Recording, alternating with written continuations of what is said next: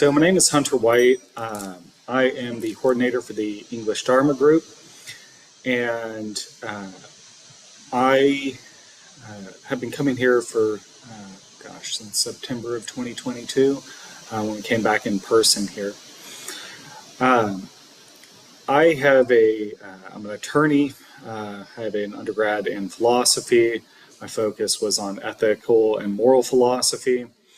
And when I was an undergraduate, I actually took an Intro to Buddhism class.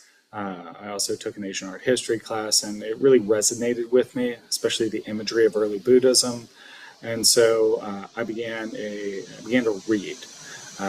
My background before coming to Buddhism was I was a Lutheran, and anybody who knows anything about Lutheranism, reading text is a big part of that, and so that started me on reading the Sutta Pitaka. And last year, almost 2 years ago, I guess, I finished reading the Sutta Pitaka, and I moved on to the Agamas, which are the Chinese recensions of the same or similar texts. So that's a little bit about me. If everyone will please stand, we'll do our 3 bows, and we'll start our talk for today.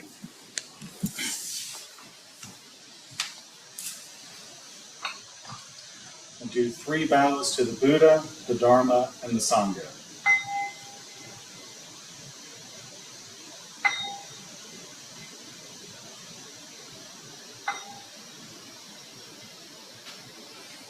Thank you all very much. You can be seated.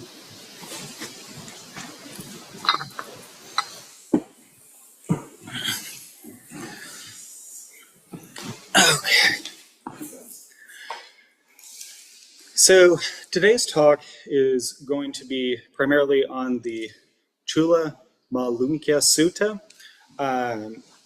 which is a sutta that deals with unworthy questions or the unanswerable questions.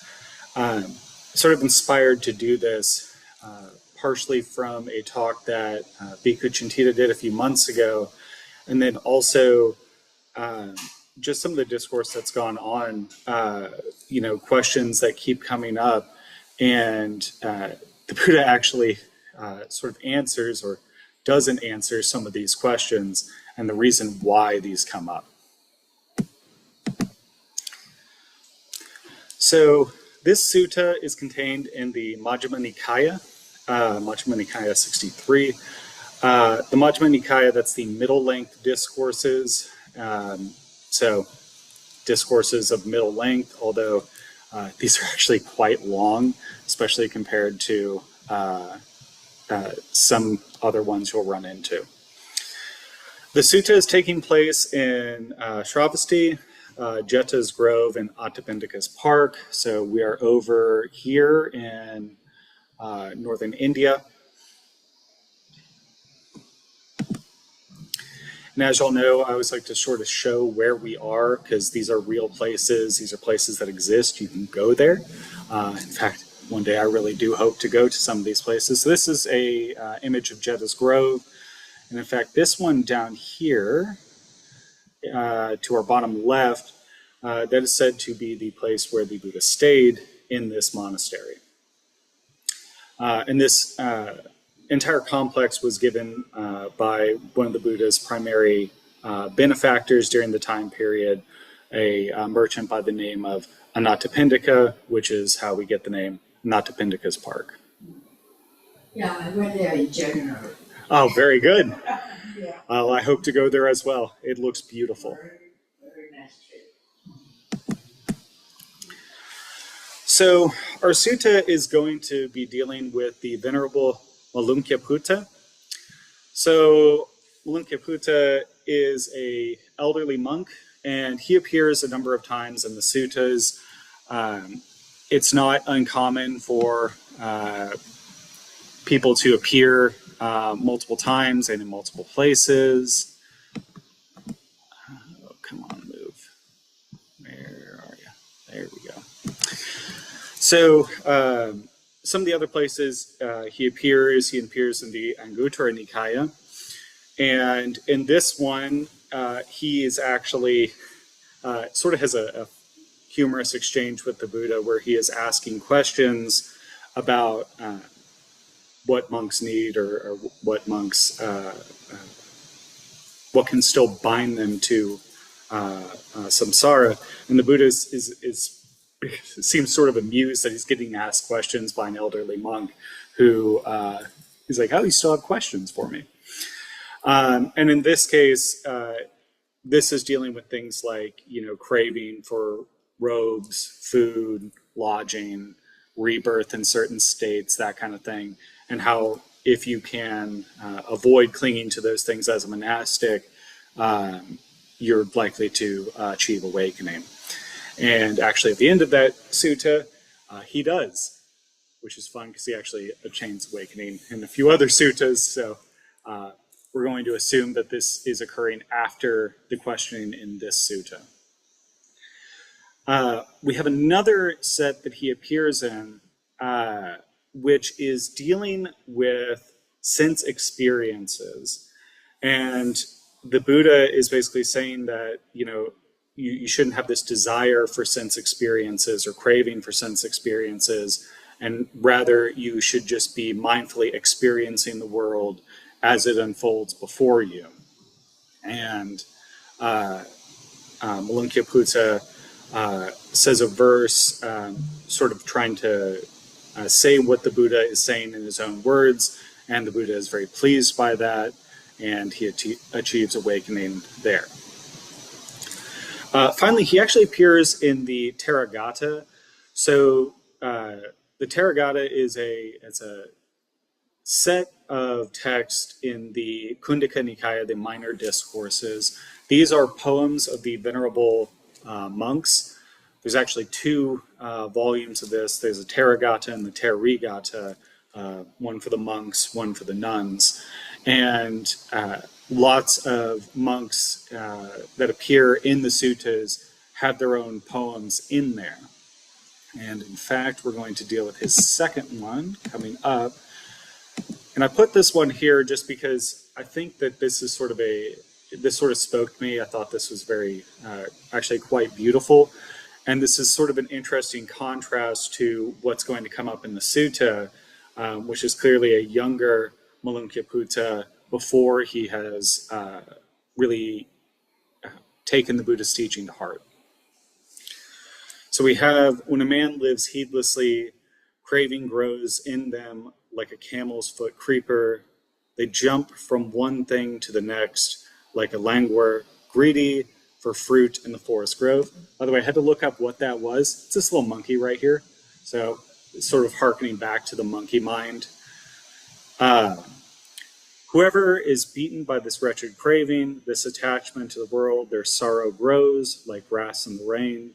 But whoever prevails over this wretched craving, so hard to get over in the world, their sorrows fall from them like a drop from the lotus leaf. I say this to you, good people, all those who gathered here, dig up the root of craving as you dig up the grass in search of roots. Don't let Mara break you again and again, like a stream breaking a reed. Act on the Buddha's words. Don't let the moment pass you by. For if you miss your moment, you'll grieve when sent to hell. Negligence is always dust. Dust follows right behind negligence. Through diligence and knowledge, pluck out the dart from yourself. I also think it's interesting that this poem ends with a mention of a dart. So the Buddha uses a number of analogies about arrows and darts to describe suffering. And that's going to be very fitting in this sutta, as this sutta has a very famous analogy about an arrow. So the sutta tells of Venerable Cūlamālukyasutta. He's an elderly monk, and he is alone in the woods, meditating, contemplating. And as he's contemplating, some thoughts come to his mind about questions that the Buddha has not answered. And he becomes upset by this because he's realizing, I don't have answers to some of these questions that I want to know the answers to, and the Buddha will not answer them. And I don't know why he won't answer them. So this is disturbing his meditation. And what he decides to do is go to the Buddha and ask him. So he'll go to the Buddha and he'll say, I want the answers to these questions, and if you don't give them to me, I'm going to give up being a monk. Clearly, this is before he becomes an arahant, because an arahant would not give up the practice. But it's high stakes for him. He's basically demanding answers, or he's going to leave. And so the Buddha questions him, and he says, why is it that, why do you want these answers? And also, did I ever promise them to you? Did you come to me and say, I want these answers when you start the practice? And he says, no, never did. And so he's like, okay, did I ever promise you the answers to those questions? And he says, no, you never did. And he's like, okay, so what are we doing? Why are you upset about this then? And then he will tell an analogy about an arrow, which we will get to a little later. But I think that this analogy is very important for understanding questions that vex us. There are these unanswered questions in Buddhism. There's a number of them. Various lists have it between 10, 14, 16. It sort of depends on how you want to put them together. But these questions are there, and they can vex the mind. What are we to do about it? And this analogy, I think, is very powerful for how we can understand these questions and why the Buddha does not answer them. And so the Buddha will use this analogy and then say, this is why I've left these questions unanswered. The only thing that I have declared is the Four Noble Truths, the Noble Eightfold Path. That is the purpose. That's what I'm saying. And anything that's left undeclared, there's a reason I've left it undeclared, because it's not beneficial. And so Cūlamālukyasutta is satisfied by this, and he rejoices in the Buddha's words. So I picked the list, this list here, just for sort of brevity's sake, and these are the ones specifically talked about in the suttas, this particular sutta, I should say. But these questions sort of go more to the heart of really any kind of philosophical inquiry that we can have. So they come in pairs. And our first is the world eternal or not eternal? In other words, has reality always been there, or is it going to end at some point? Is the world finite or infinite? In other words, does it go on forever, or is it some determinate size that we can figure out? Is the soul and the body the same, or is it different? A good question, one that philosophers have been arguing about for centuries. And we also have these interesting ones about the state of the Tathagata, or the state of the Buddha, after death, because the Buddha does not really give a description of what is happening to him after his parinibbana. Does he exist? Does he not exist? Does he neither exist or not exist? Does he neither exist nor not exist? And so these are, in short, the unanswerable questions. This same neither exist nor not exist could also be applied to the ones above it. But like I said, for brevity's sake, in this sutta, these are the ones talked about.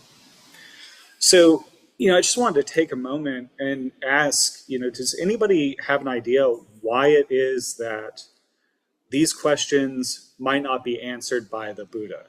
I mean, before we get to him telling us why, can anybody think of a reason why, for practice, these may be things that the Buddha doesn't say, doesn't declare? Because he wants people to find the answers themselves by their own practice or their own study, as opposed to being just giving them the answer. Maybe it's something that has to be, like a lot of Buddhism, it kind of has to be personally realized, if you like, as opposed to just reading, this is the answer. Okay, so maybe the Buddha doesn't answer these because It's something that you need to experience and figure out yourself. Don't want to hand feed it to you.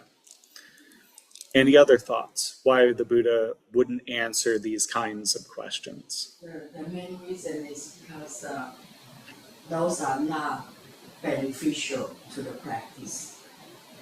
The Buddha taught Four Noble Truths and Noble Eightfold Paths for us to see the suffering, the reason why we have sufferings and end the suffering and get rid of ourselves. So every effort should be put in practice to achieve that.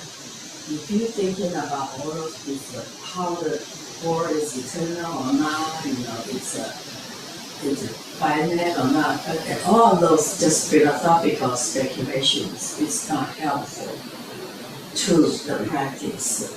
So the answer is it doesn't matter. It doesn't matter. Plus, once you get enlightened, all those answers doesn't make any sense when you get enlightened. You probably would know all the answers, or it doesn't matter anymore. So Buddha doesn't want to waste any time speculating about all, because you can spend all the time there and still not finish to get all the four answers. Yeah. So possibly the Buddha doesn't answer this because he doesn't find it helpful to the practice, and what he's focused on is suffering, and so all effort is put into that and not speculative views about the world or something like that. We have one on Zoom. Yes. Yes, Hunter. Thanks for. Can you hear me okay? Yes. Yeah, I think I just want to give a little perspective or comments is that Buddha being what he is from his teaching, since he taught us about the Four Noble Truths and then the Noble Eightfold Paths, if you study that deeply, I have still been studying it, he just knows deeply about this consciousness or the ego, just like the monk that asked him these kind of unanswerable questions. This consciousness that we all have, always think that we have to know the answer. It's like we got to know. They got to know if we can question it, we must know the answer. And it's a crazy inclination, if you will, in this consciousness. If you look at it, our knowledge from the Einstein telling us about particles are made of atom, and then comes quantum mechanics. And then we thought the model of the cosmos, that the Earth is 13.8 billion years old as far as we know. Now with the telescopes and other measurements, there's a lot of questions about maybe 13.8 is not quite right. So human knowledge is just ongoing, and Buddhas may have known that, he may see, he just never put it down any with certitude about there are things that for all we live, we don't know how long we're going to be around. We may never know, because the complexity of things, just like Reverend, if you remember, Bhikkhu Santita said, our eyes, what we see, what we feel, what we vision, are really simplicity of things, and the complexity is hidden. And the same with everything we see, the cosmos and the reasoning. It's all the simplistic, but the reality is much, much deeper. Thank you very much. Thank you. So all perfectly good answers. What I would challenge is thinking of some of these questions in terms of some of the Buddhist teachings. So if we think of something like non-self would be fairly hard to square with something like an infinite universe or a non-infinite universe. Because if you were to assign a certain label to it, like the universe is finite, okay, you've basically created a self for it. You've said that it's unchanging. It has this quality. and that quality alone, which we know through things like impermanence, non-self, it is always changing. So if you start trying putting a label on it like that, you're not going to capture exactly what it is. Additionally, you can have things like the state of the Tathagata after death. When you're talking about, does the Buddha exist, not exist, neither exist nor not exist, that kind of thing. Not only is it a speculative view because you can't know the answer to that, it's not beneficial, not helpful, and also would, once again, assign labels or characteristics to things that would be unchanging, which would also be incompatible with ideas of non-self or impermanence. So the way that this sutta is structured here, as it goes on, Cūlamālukyasutta will confront the Buddha and ask him, basically, do you know the answer to these questions? Or if not, say that you don't know. And so the Buddha will respond, how then, Cūlamālukyasutta, did I ever say to you, come, Cūlamālukyasutta, lead the holy life under me, and I will declare to you the world is eternal. And Cūlamālukyasutta, no, that's not why I joined. He never said that. And did you ever tell me I will lead the holy life under the Blessed One, and the Blessed One will declare to me the world is eternal, etc., etc.? He says, no, that also never happened. And so the Buddha asks him, that being so, misguided man, who are you and what are you abandoning? In other words, why is that so important to you? The holy life that you're living, what I have taught, has nothing to do with that. It's not why you are doing the practice. So what is it that you are abandoning?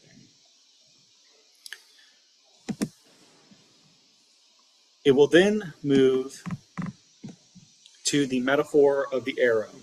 And I love this metaphor because as someone who studied philosophy, I can sort of understand this sort of absurd situation here. So the Buddha gives an analogy about these questions.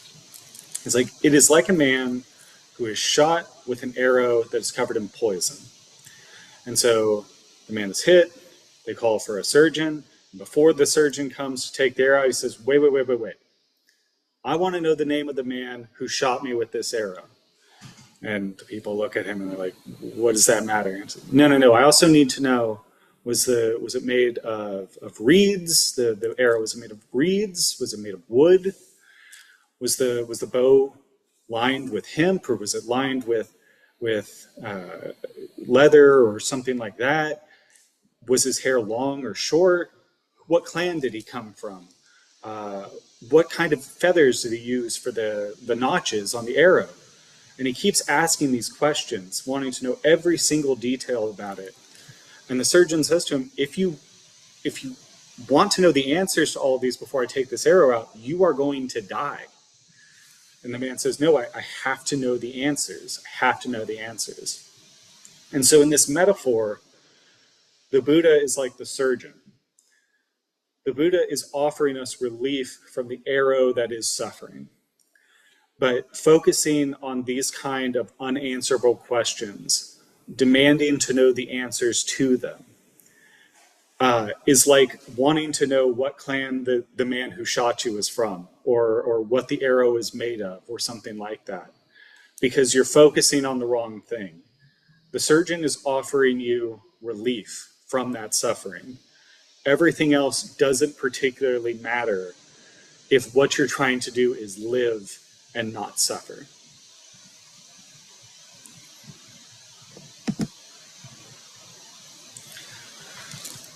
So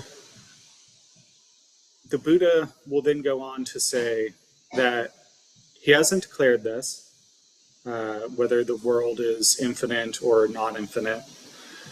And it's basically, regardless of whether that's true or not, what I have declared is, here is birth, there is aging, there is death, there are sorrow, lamentations, pain, grief, and despair, the destruction of which I prescribe here and now.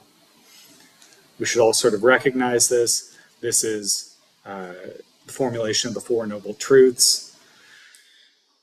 So in other words, the Buddha is saying don't focus on these speculative questions, because ultimately it doesn't matter.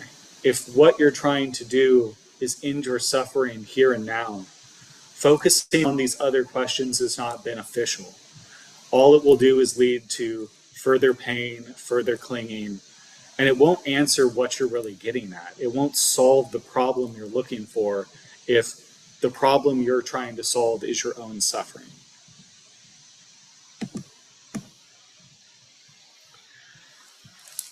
The Buddha goes on, why have I left that undeclared? Because it is unbeneficial. It does not belong to the fundamentals of the holy life. It does not lead to disenchantment, to dispassion, to cessation, to peace, to direct knowledge, to enlightenment, to nibbana. That is why I have left it undeclared.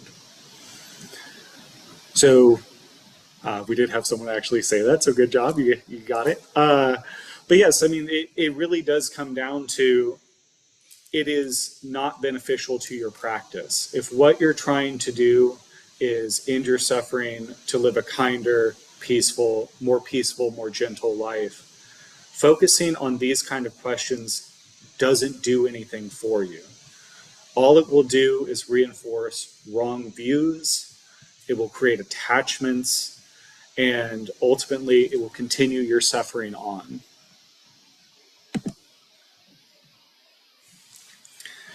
And what have I declared? This is suffering. I have declared this is the origin of suffering. I have declared this is the cessation of suffering. I have declared this is the way leading to the cessation of suffering. I have declared. And this is just a repeating. It's the Four Noble Truths is what the Buddha is teaching. And the reason that he is declaring that and not these speculative views is because the purpose of the practice is to relieve suffering. It's not to find some answer to a question that you can never know.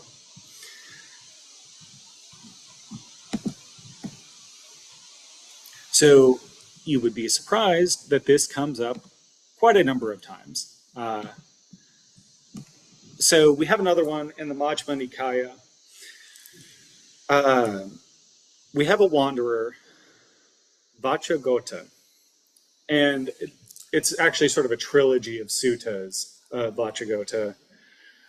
He is a wanderer who has heard that the Buddha is wise, and so he wants to hear from the Buddha answers to these philosophical questions that are sort of expected. At this time in India, there's lots of different competing religious views, but all of these sort of propose a question or an answer to these questions. It's sort of expected that a teacher is going to give them to you. And so Vacchagotta will go to the Buddha and ask these. And the Buddha rejects answering them.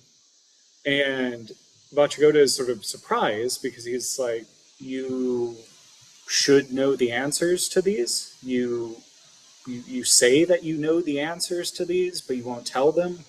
And why is that? Vacchagotta is interesting. In the previous Sutta 272, he comes to the Buddha initially, and he's asking a lot of questions related to the Buddha, the scope of the Buddha's knowledge. And in that exchange, the Buddha will say that he's not omniscient, but has very deep wisdom. And Vacchagotta will ask a lot of questions related to other religious schools, what they're saying is true, and the Buddha will reject those. Ultimately, Vacchagotta will become a disciple of the Buddha. And in fact, he also appears in the Therigatha once he becomes a monk and also attains enlightenment, becomes an arahant. His poem, I am a master of the three knowledges, a great a great meditator, an expert in serenity of heart.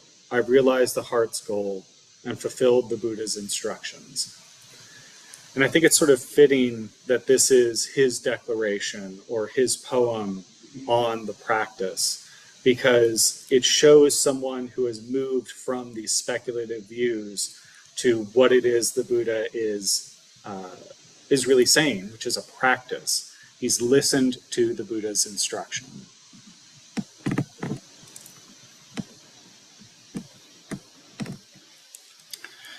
In this sutta, the Buddha will give a metaphor on fire, which is another way of understanding these unanswerable questions.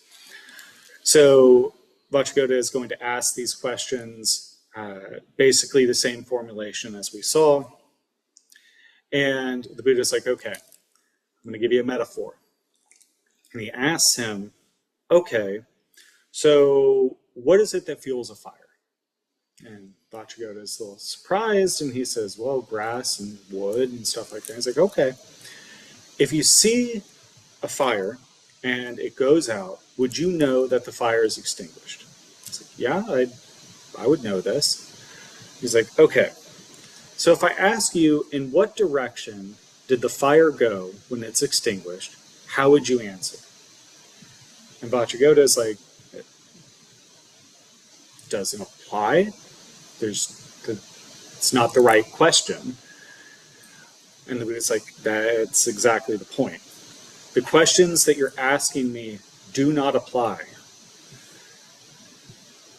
Questions about the nature of the universe, questions about what happens after death, they're not that important to you. They don't apply in the sense that you're asking a question about something basically unrelated to the practice. The practice is the Four Noble Truths and the Noble Eightfold Path.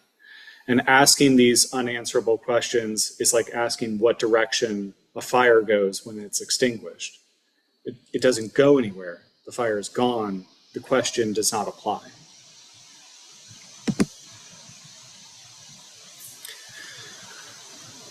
Another list of questions appears in the Majjhima Nikaya, and this one is longer, but I think is also important to address this one because this one deals with questions that I know myself I've gotten caught up on, and I know that I've heard people here get sort of caught up on these things. But this is questions about like the fruits of karma, trying to understand the way that things are going to unfold. So if you ask a question like, was I in the past? It's a hard question when you really think about it, because you are not the same person that you were in the past. But also, we think that we have continuity between our past selves, our current selves, and our future selves. And if you focus on, wait, did I exist? Will I exist? Do I currently exist? You're asking questions that are unwise. They lead to speculative views. They also are wrong views because you're going to fall into either eternalism, in other words, by saying that there's some kind of self that has existed continuously, or you're going to fall into annihilationism or nihilism, which is there is no self. This goes back to when I covered the sutta on non-self. The Buddha did not teach that there is no self. The Buddha taught non-self. It's a different idea. If you start falling into things like no self, like a self does not exist at all, there is no self, you fall into nihilism. There is no fruits of karma. There can be no karmic retribution because there's nothing coming forward. There's no reason to act ethically because there's nothing's going to happen. There's nothing there. But in the same respect, if you fall into there is a self, there was a self, there's going to be a self, now you're building in this eternalist view that there is some fixed, unchanging thing that is in this continuity of time, and you've also you're also in wrong views. So these are the kind of questions that lead to attachment to the self,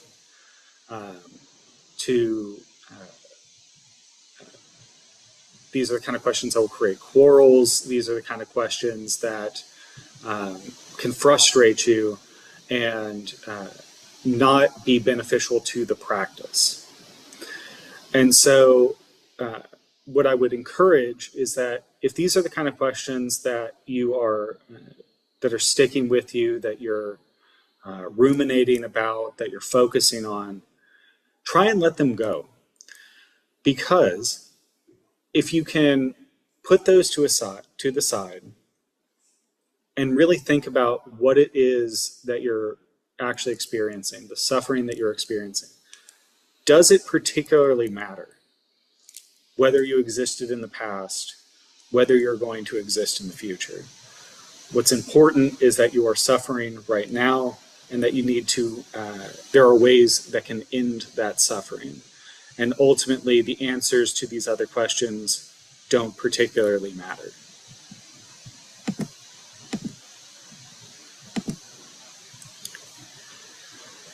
So these questions are not worthy of your time or contemplation, and they do not help the practice. I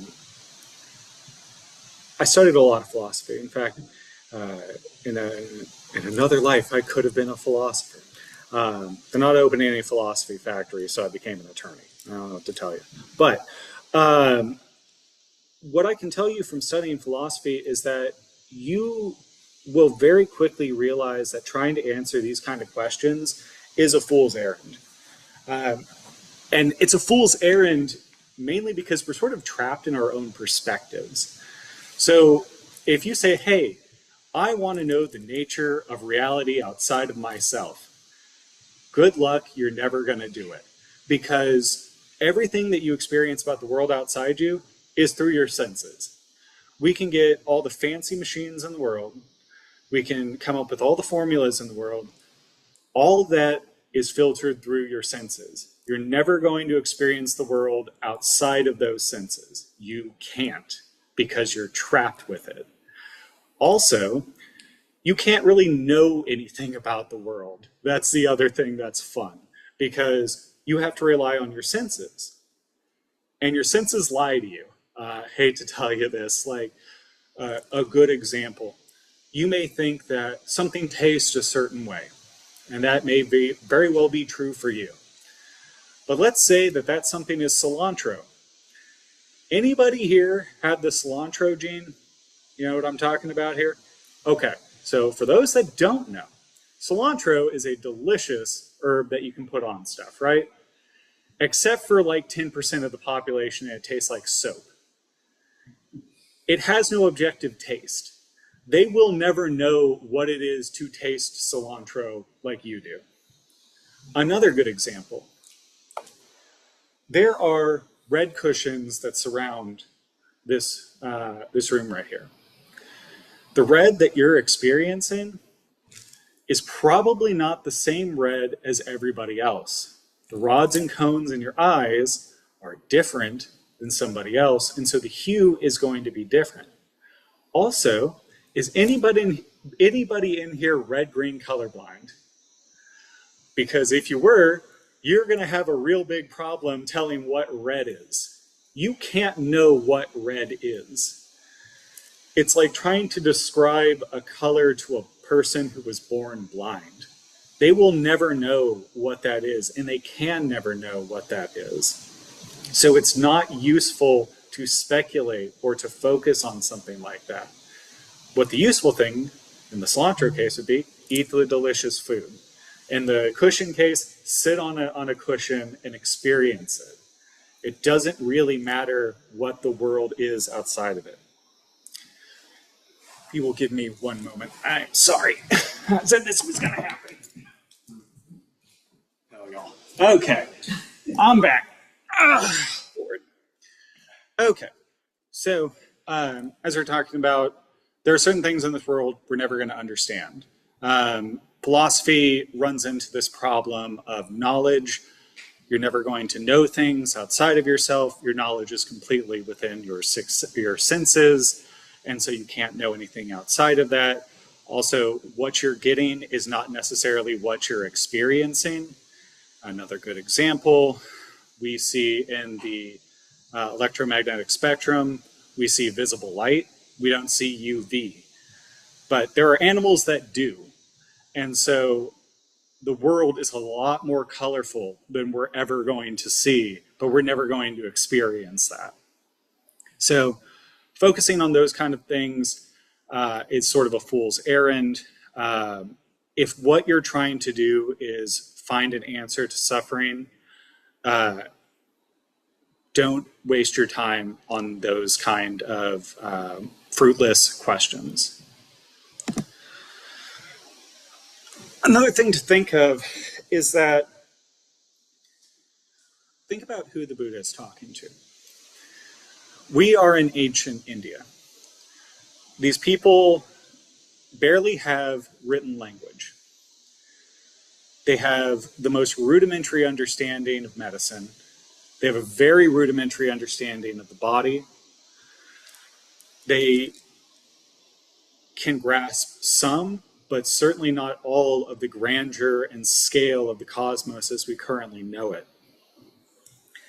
And even though they know so little about the world around them, the Buddha at this time, preaching the Four Noble Truths, the Noble Eightfold Path, provided them a way to end suffering, or in many of our cases, at least to minimize suffering. We now know that the practices that the Buddha taught are very helpful. Mindfulness meditation, vipassana, all of these things do very good things to the body and to the mind. They'll help your blood pressure. They'll help you emotionally regulate yourself. They will help you be more at peace with the world around you. That's the important part, not whether or not the cosmos goes on forever. And ultimately, these questions don't particularly matter. I often think about, okay, so every once in a while the news will have something saying, oh my goodness, we think that there's some kind of alien craft out there or something. And I always sort of laugh because I'm like, what would it matter though, really, like for me at this exact moment? Because there may be something out there, there may not. I still have rent, like I still have bills, like I still got stuff to do. None of that particularly matters to me. In the same respect, whether the world is finite or infinite, whether the cosmos goes on forever or ends, it doesn't change the fact that we're suffering and that we have a way to mitigate or end that suffering. And if we cling to these unanswerable questions, if we cling to these views, all we're going to do is inhibit our own practice and sow discord with others because people will argue and fight over different views. One should rightly reflect on the Four Noble Truths, the Noble Eightfold Path, and not waste time or energy on these questions that ultimately don't matter.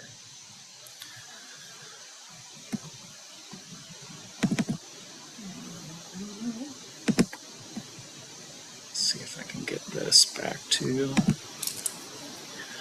Okay. So with that, we got any questions on the unanswerable questions? Anybody got an answer to them? That'd be great. Yes, sir. Probably the second slide in, there was mention of hell. Mm-hmm. I have never seen that before, per se, Buddhist teaching myself. Can you answer that in the Western philosophy, gates and fire and all that stuff? Okay. Okay, that's fair enough. And actually, come to think of it, we really don't hear all that much about it here, which is probably a good thing. In Buddhist cosmology, there are hells. There's hot hells and there's cold hells, and hell is a realm that you can be reborn into if the fruits of your karma are particularly bad. There are certain things that guarantee you're going to be reborn in hell. So, like, if you wound the Buddha, you're going to straight to hell. All right. But otherwise, it is a place where one can be reborn to burn off the most negative karma that you can develop. It's not the only place that you can be reborn. So you have the hells, you have the hungry ghost realm, you have the animal realm, you have the human realm, and then you have realms of gods. And so these are various places that you can be reborn into in the cycle of samsara. Ultimately, none of these are going to be permanent. So if you end up doing something terrible and it ends and you end up in a hell, well, congratulations, you're not going to be there forever. It's not like the Christian idea of hell where that's where you're stuck. That's your lot. You'll eventually get out and be reborn somewhere else. But it wouldn't be a pleasant place. In that same respect, particularly good karmic action, but still clinging to the world around you, you could be reborn as a god in the heavenly realms, which is fantastic, except you have no incentive to try and achieve liberation or awakening, because you think everything's fantastic and you've deluded yourself into thinking it's going to last forever. And then at some point, you're going to be reborn in a lower realm, typically a human realm. So there are different realms of rebirth in samsara. None of them are permanent, and they are varying degrees of good, or I should say pleasant or unpleasant. But ultimately, we should not be striving to be reborn in any particular realm, except probably trying to avoid the hells. That'd probably be a good idea. We're trying to escape the cycle of samsara by no longer clinging to the world around us. Does that answer your question? Close Okay. The place, otherwise not. The comparison, I guess, in my mind is the Western, more predominantly Christian, but in any idea. But yes, places suffering are not good. Right.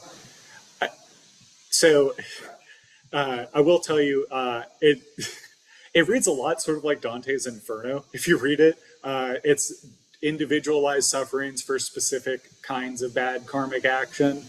Yeah. Just add to that, when you say a place of suffering, all of the realms of suffering, that's what we're trying to get out of, but it's just the degrees of suffering in there. Right. Yeah, no, that's very fair, because yes, all the realms are suffering.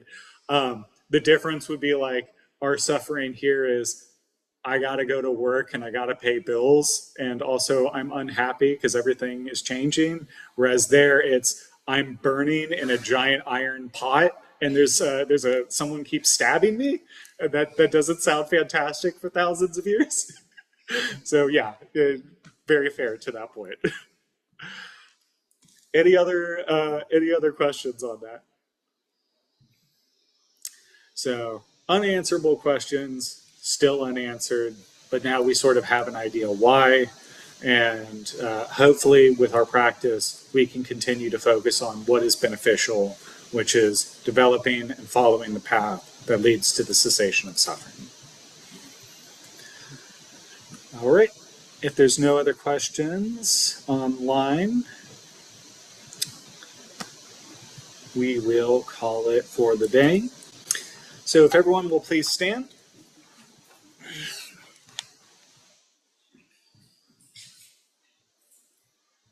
We'll do 3 bows to the Buddha, the Dharma, and the Sangha.